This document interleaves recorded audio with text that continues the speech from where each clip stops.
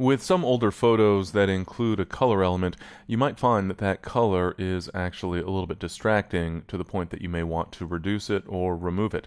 That color may have been caused by a shift over time or some fading, or it might have been part of the original, such as a sepia tone effect based on sepia being used originally as a preservative agent for photos. In any event, there are a variety of ways that you can reduce or remove the color in a photo.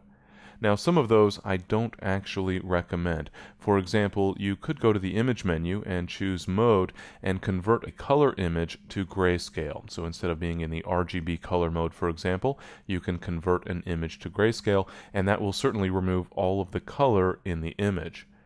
You could also simply apply an adjustment in order to desaturate. So for example, you could choose Image Adjustments and Desaturate from the menu in order to completely remove all color from the photo.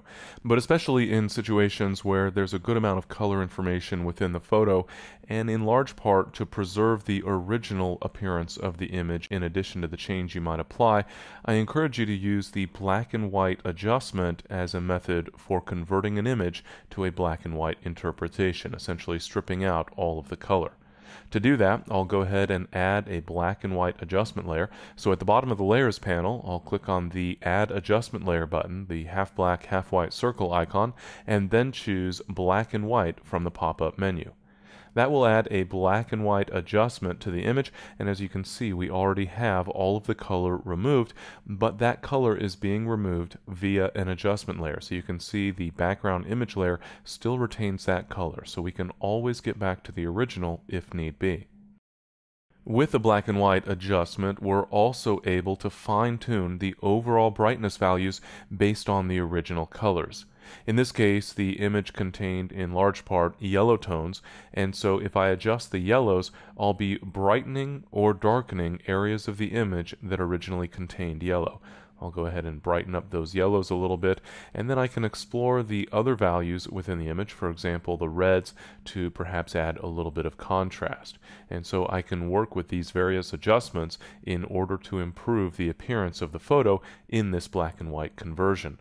I can also work directly on the image. I can turn on the On Image adjustment and then click and drag within the image to brighten or darken. What I'm essentially doing is letting Photoshop determine the color value of the pixel beneath my mouse when I click, and then adjust the slider that associates with that particular color by dragging right or left, right to brighten and left to darken. You'll notice, for example, in this case, as I move the mouse over the image, that I'm increasing or decreasing the value of yellows on the Properties panel. I can continue working with all of the sliders. Of course, in this case, the image was so yellow that the other sliders are not likely to have any effect at all on the overall image. And of course, beyond converting the image from a color version to a black and white interpretation, I could also apply additional adjustments. But the key is to preserve your original pixel values by preserving that background image layer and then using an adjustment layer. And again, I recommend using a black and white adjustment layer so that you can exercise a bit of control over that conversion from a color image to a black and white interpretation.